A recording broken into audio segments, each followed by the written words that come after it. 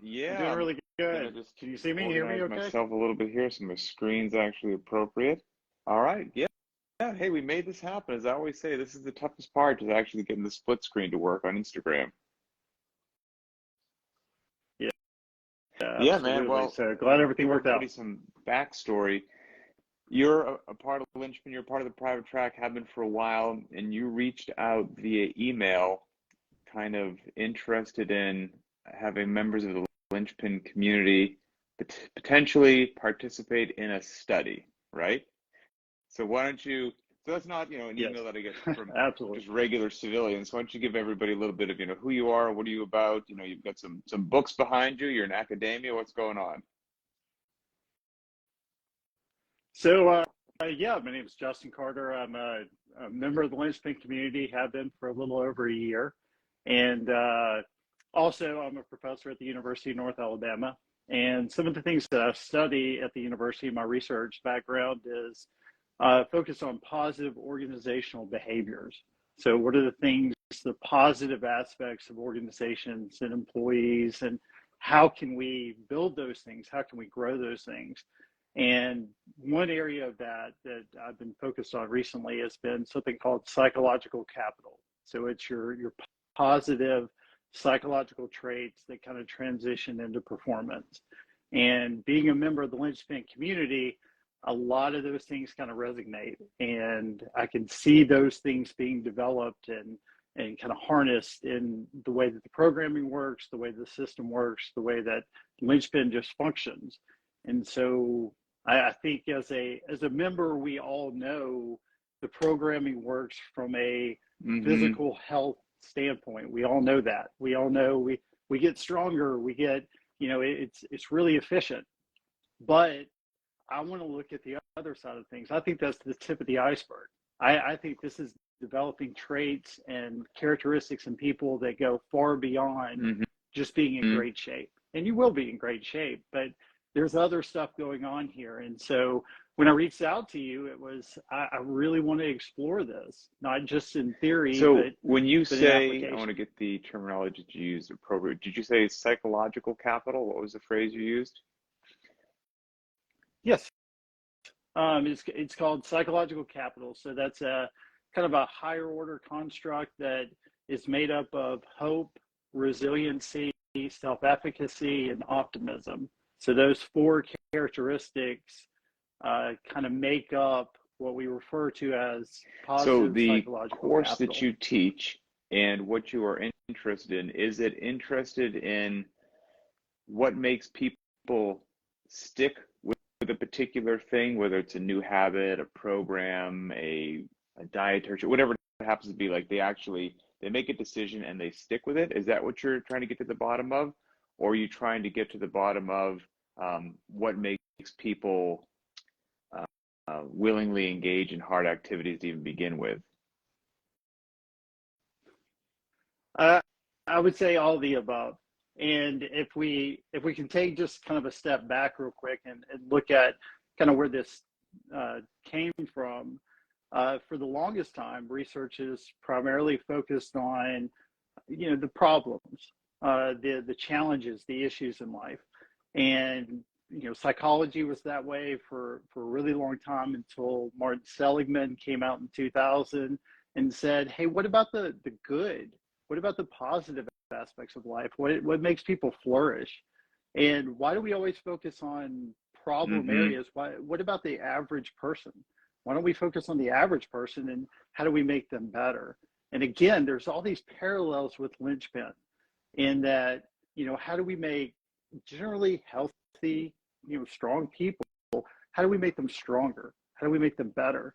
And that's the parallel that I see. So in my research, what I look at is, how do we take an average employee, a good employee, and how do you make them great?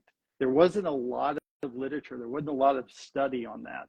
It was a lot sexier to take your underperforming employee or your, Oh, problem right, right. area and fix that than it was take something good Well, and because you try to figure make you don't have a to worry little about the good better. people. They're already doing their And job. But these other people over here are, that's what I get all the emails from HR about, or the emails from whatever. They're going to get all my time and attention. And the people that are doing their job, well, they're doing their job.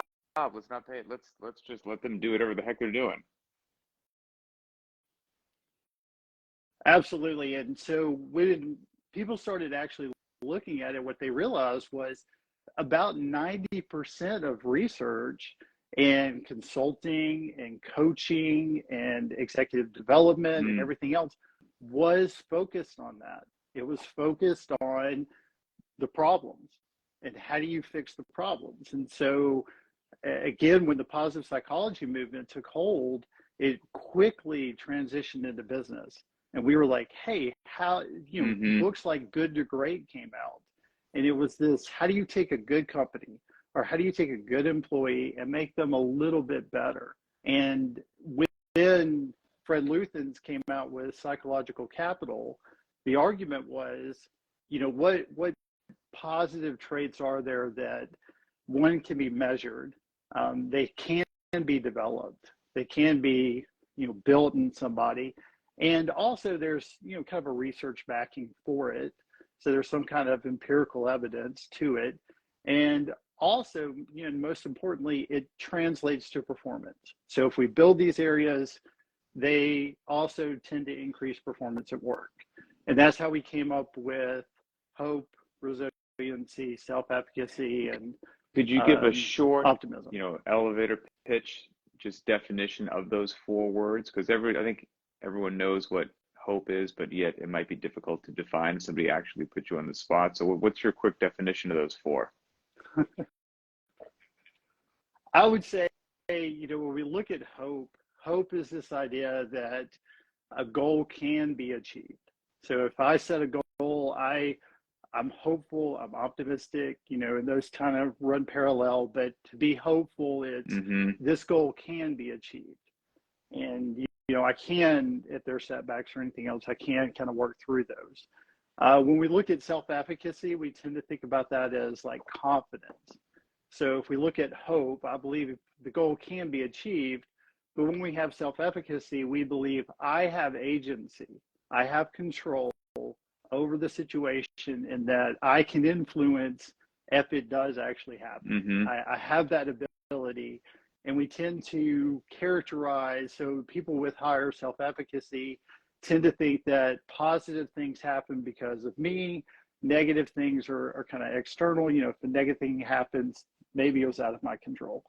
And so those are kind of those two. Resiliency, I think we all know, with resilience is that bouncing back, that overcoming, when we have setbacks. But there's also a little nuance to that, in that I bounce back better. This anti-fragile kind of mindset of not only am I going to bounce back from Mm-hmm. obstacles, Oh, but sure. obstacles aren't bad. They're good. They teach me, I grow from them. They're actually positive things, and they're just learning opportunities. So when you're resilient, you tend to think about Mm-hmm. setbacks in a different way. And then we get to optimism, and optimism being this kind of, I believe the future is good. I believe whatever happens, whether I'm reaching my goals, whatever's going on, I generally believe that the And future these are, is when you teach positive. your class at the university, these are the primary folks, or are these measured in your students, when they start the class, when they leave the class? And, I guess, do you, over the course of the academic year, give them tools to hopefully improve those areas? Absolutely. And we go through different exercises, we go through different applications. We also look at, what are the aspects that actually drive these things. So like goal setting, journaling, there's an exercise we do called best possible self. So that futuristic look at, if I, am the best Mm-hmm. version of me, what does that actually look like? And so they can get a realistic look at. what those aspects are. But then, I mean, this isn't all just rose-colored glasses. There's a lot of realistic outlooks on things. So it's not that, I'm teaching them that, hey, everything's going to be great, everything's going to work out, and everything's going to go your way. Absolutely not. That's not what life's about.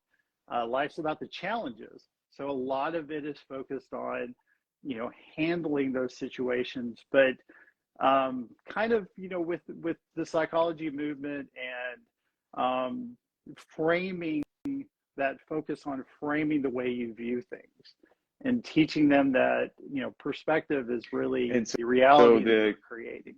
The people that in your class, how old are they? It ranges. I do teach in the graduate level program. Most of my classes are in the graduate level, so they're probably 25 okay, a good range. Up So to 50. You get an interesting segment of society and a look into these areas. So when the class first begins, and maybe the people that even sign up for your class are pre-screening themselves in a unique way to even begin with, but what's your take on where people are these days? Are they generally walking in as, just largely speaking, an optimistic group of people that are resilient and hopeful, or is it these are areas of like significant struggle, and it's been your opinion that a lot of people need a whole heck of a lot of help to boost these things up? No kidding. Unfortunately, okay. I'd say the latter. I'd say after the pandemic, and so there's been a tremendous amount of challenge that people have faced. I think generally they are positive, but I do think, from just a well-being standpoint, that a lot of, especially the undergraduate students, I think some of them are struggling quite a bit to retransition into the classroom, get used to normal schedules, get used to kind of what I hate to refer to it as this, but the new normal. And so there's some challenges there. I think we're overcoming that. I think that it's come a long way, but not just in the classroom. I mean, the companies that I consult with and the people that I work with in my coaching practice, they're all, a lot of people out there are just a couple of things I'm going to ask you about here. Try not to get derailed. I'll throw this out to you. Go for it. Just so that I don't forget it, so you can help me remember this.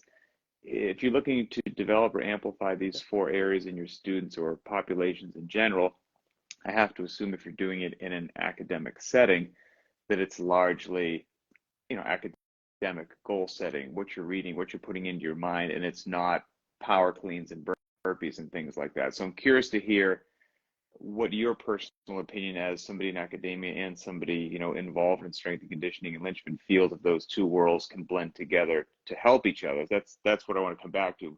But what I was curious is, since you just said that sadly you feel like it's the latter and most people could use a lot more hope, could use a lot more optimism or whatnot, that maybe the outlook is a bit bleak at the time being, do you have any sense as to where social media falls into that? Because I'll say, I've got a job where I speak to a lot of people and interact with folks. And when I speak with real people, my outlook is generally pretty darn good, to be honest with you, regardless of background, race, color, creed, religion, political views. Like if I sit down and have an actual conversation with a real person, there may be disagreements, but there's a meaningful, positive discussion with respect, and I leave with a good feeling, If I sit down on the couch at night and I flip through like YouTube shorts or Facebook shorts or something like that, as far as I can tell, the world's burning and we're all screwed, So do you get any sense of like what social media plays into this?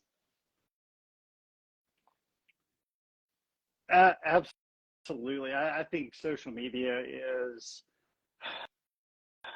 I don't want to hark on it too. Like, I don't want to beat it down, right? I'm just not a fan. I think from a well-being standpoint, every dynamic of it is built not to enhance you. I mean, I think it was a tool that could have been, it had the potential, but you have to go into it with the understanding that we are bent as human beings. We are hardwired through evolution to focus heavily on the negative and disregard the positive. There was no benefit to us through evolution to look at the positive side of things. Our ancestors that were positive didn't survive. It was the one that was freaked out over everything and fearful that actually did better, and so we're hardwired to focus on the negative. Well, when you have social media that's built on a platform that is based on likes, that is based on views, that is based on attention, then there's only two ways to sell it. You can either take what's the right way to say it, the physical aspects of it, or you can focus on the negative constructs and you'll get more attention. Sad but true. I mean, it's just built that way. So you have this platform. Yeah. And so if I want likes, if I want attention, if I want something else, I can bias myself towards the negative, or I can throw on a bikini. Either way, I'm going to sell it. And that's how you sell social media. That's the kind of thing that we're working against. But you also see plenty of people that come out that aren't like that are very successful. We have Gary V's and Tony Robbins and things like that get a lot of views and a lot of attention because they are talking about a positive message. So I do think there's the ability to do that. I just think the landslide goes the other way. To just there's an old saying in like legacy media with newspapers, whatever. I'm sure it's the same with social media these days, but that if it bleeds, it leads. Which, like, if it's a car wreck or a tragedy, put it on the front page because that's going to grab everyone's attention. If it's a beautiful sunny day and everyone's happy, don't put that on the front page. No one's going to buy it. If it bleeds, it leads. And sadly, that gets the clicks. So, okay, it's interesting.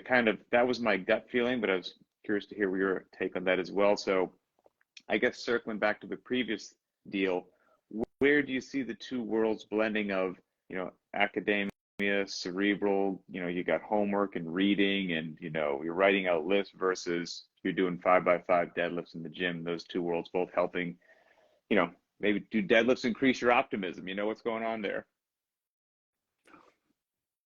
Yeah, I think the simplest way to answer that, and the simplest aspect of it, is that doing hard things makes you better.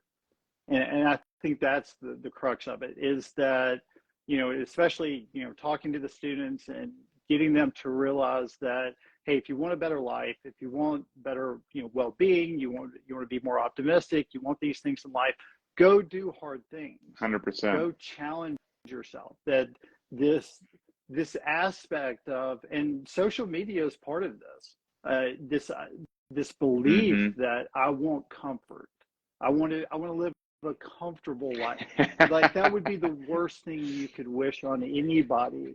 You don't want a comfortable life. You want a hard life. You want a challenging life. And that's the parallel that I see with Linchpin, with CrossFit, with just physical activity in general, is go out and suffer. And that's a word it wasn't that long ago that word didn't have such a negative connotation. Now, today, you say suffering, they're like, oh, that's horrible, that's bad, that's everything else. Well, there used to be a little, especially with the Stoics, there was a little bit of like joy in suffering, that I want to struggle, I want to suffer, I want to, because I'm going to grow, because I'm going to get better, because I'm going to feel better about myself. I was going to say, and we very few people that. Who've been around for a while can honestly say that most of the things that are meaningful and worthwhile and just fill their heart with pride didn't come easy. Like, there was some sort of, you had to grind to get it, or it took discipline and perseverance and, trials and tribulations. It wasn't just, it's just super simple, didn't have to work for it. Somebody handed me it on a silver platter, and it's like, that's great if that occurs, but that's not the normal story. Absolutely. And it's that mindset of, I want that. I don't want this to be easy. I don't want to go into the gym today and everything just feels just simple. I'm going to feel like I failed. I'm going to feel You like, might be more this familiar with wasn't this than I earned. am, but I can't remember who said it or what the study was, so I can't give credit where credit was due. But there was not only that doing hard things is good for you, and then it builds character and resilience and grit and determination, all those good things. But that another key element was doing hard things voluntarily was like on a whole nother level. Because if you have to dig your driveway out of 3 feet of snow because you don't have any other choice, like it's not, you have to do it. You just hate it and it sucks and you suffer through it and you may not, like there might be some benefit you get from it, but it's different than I don't have to do this difficult thing, but I'm making an actual choice to go do it. And because of that, I will be a better person on the other side because I'm voluntarily walking into the fire. You're not pushing me into the fire. I'm choosing to do it. And then when I feel that it burned, I'm going to get up tomorrow and say, I'm going to do it again. And I'm going to do it again. And that's in even another level from what I can recall from this kind of psychological study. And I was actually looking at my bookshelf. I'm looking for it. I can't find it.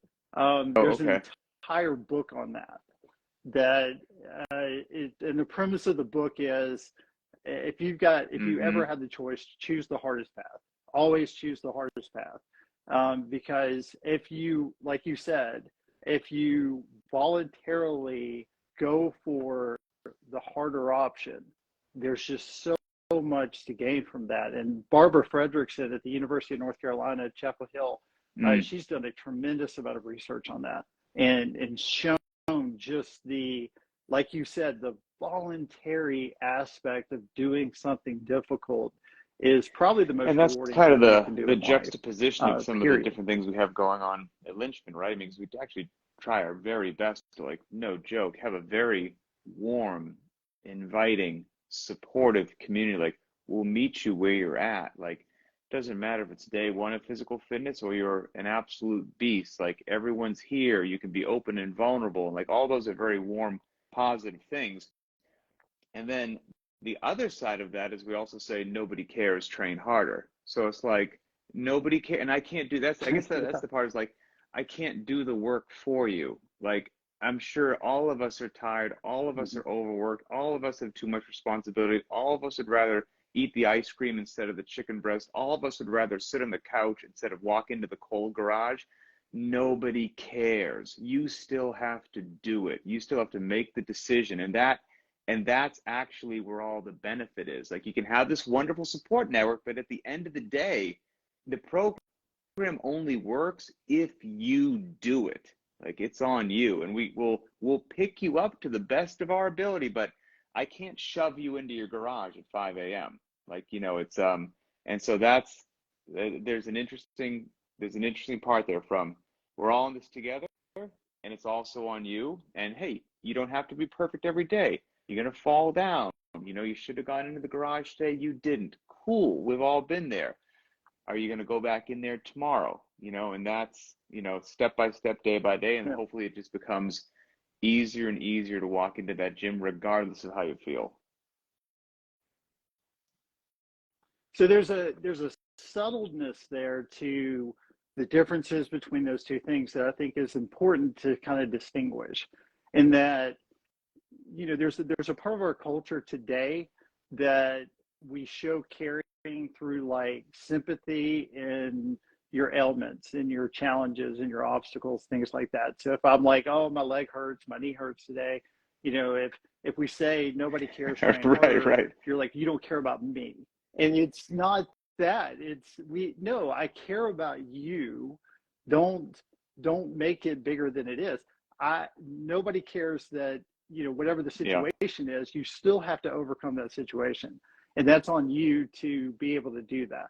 So I think that's an important distinction. In that, with my children, I care very much about my children, but I mean, every night they have an ailment and before they go to bed and you're like, okay, I love you. I don't care that, this is you're going to bed. And so there's that distinction between, it's not that I don't care about you. It's not that nobody cares about you. It's that nobody cares about the laundry list of excuses you have. Yeah. You still got to get the that's work the done. curse of a wonderful life. Just doesn't I mean, matter. if you're doing what you hope to do as a Yeah. parent, you hope that your children are going to grow up with more than you had, and it's a weird, again, juxtaposition, right? Like, you want them to grow up where life is a bit easier, but then you also realize if you take the struggle from them, you're doing them a disservice as well, because when they do leave the nest, if they don't know how to be resilient and stand on their own and face Yeah. adversity, and like, hey, no matter what happens, no matter how good you are, life is going to knock you down. I don't know if it's going to be in year 1 or year 10, but it's coming. It's coming hard. And then, are you going to stay down, or are you going to get up and learn from it? And so it's an interesting deal, right? Like, a comfortable life is a wonderful blessing, but there's a curse wrapped up in there as well.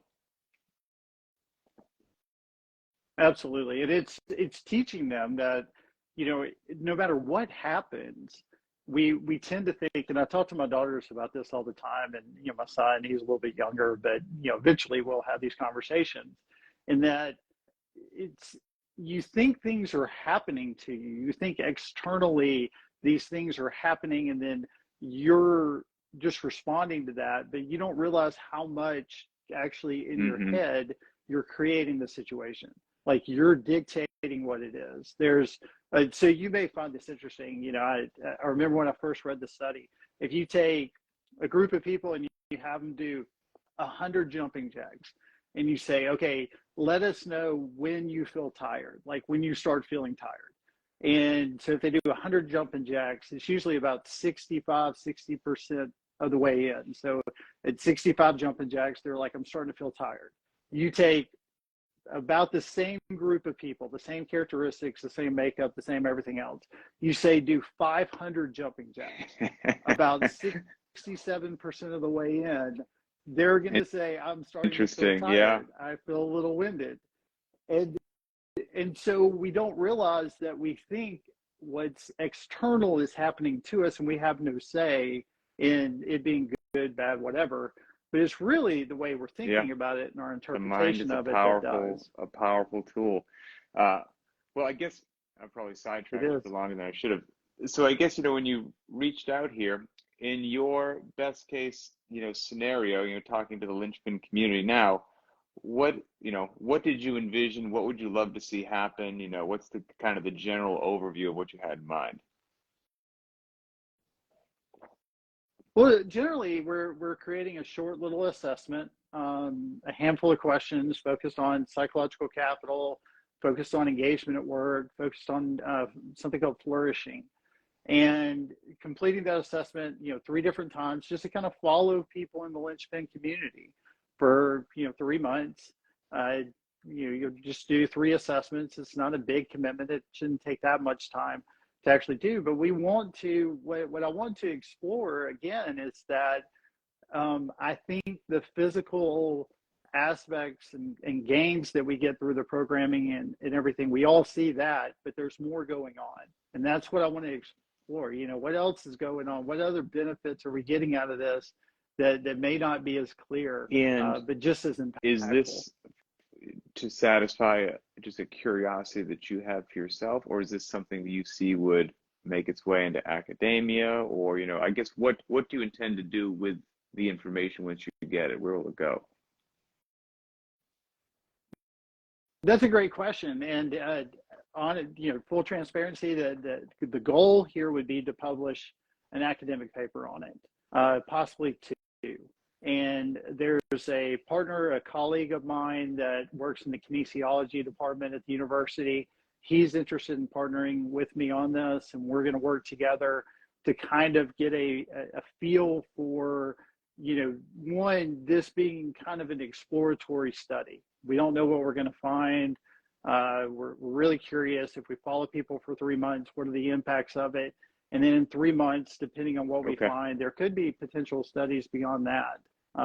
So this is more exploratory, just to see, okay, what is potentially going on here, and And what are the potential benefits. the And check-ins then, that they do, the questionnaires, whatever it happens to be, is it just these self-assessments, and so that's just that, or I don't know if this would muddy the waters or not. Like, do you just want it to be like that and clean, or will people get some of the tips and tricks that you give in academia to increase these areas, or not quite yet? You know, what's going on?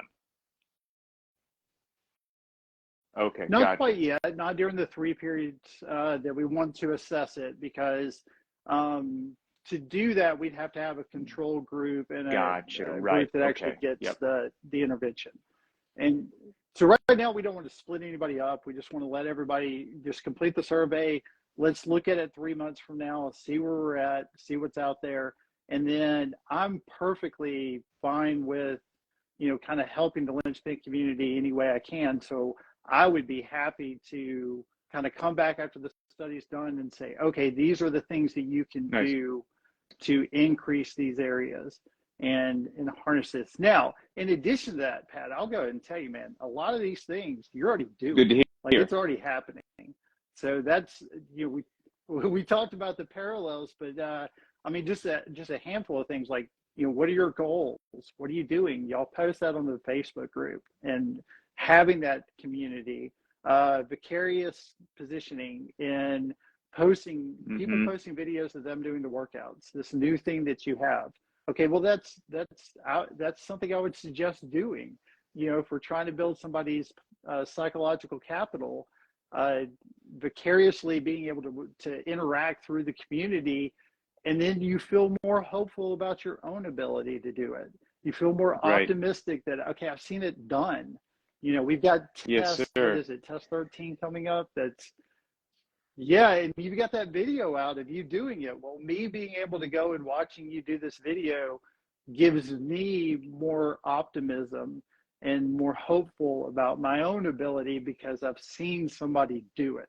There's a lot of power in, Gotcha. if Okay. one man can, so can It's I. fantastic. I think it's going to be very interesting. And so, if people, correct me if I'm misstating this, if people want to go down this road, they're interested, they're part of the Linchpin Private Track, then you emailed me a link, like a sign up link for people, right? And I can post that Mhm. link in the private Facebook group, and I can post it in the Linchpin BTWB squads feature. And then it'll go to everybody there, and they can sign up, and they can, well, attach this video as well. They can watch this and get some kind of backstory, and then hopefully be off to the races. Yeah. So the link is just your contact information, just a little bit of information about yourself, really short, but we'll be in touch. So if you put down your email address, put down your phone number, we'll be in touch with you as far as how you can participate And and get you set up. obviously it's So, voluntary, yeah, you participate if you want to, don't if you don't want to, but it should be cool, and hopefully we get some interesting data that at the end of the day, if it helps people stick with a strength and conditioning program, and then that improves their life and helps them be more resilient and hopeful and optimistic, and I mean, who wouldn't want that? So all good as far as I'm concerned. I appreciate you even reaching out with this offer. yeah, absolutely. And I appreciate you giving me the opportunity. I think it's, for me, going into work, I mean, this is what I get to do every day, and I love it. Why wouldn't you want to find ways 100%. to make Well, I'll people tell you what, better? Justin, So, I appreciate it. And I will post this link, everybody, like I said, in the private Facebook group and the BTWB squads. This video that I'm recording today, I'll probably put on YouTube tomorrow. So it'll be as we record this, it's September 5th. So September 5th, September 6th, somewhere around there, I'll make those posts and have the video link and all that stuff. So be on the lookout for it. And other than that, yeah, Justin, much appreciated, man. Have a good day out there. All right, talk later. thanks, Pat. I appreciate it. Thanks, man. Bye.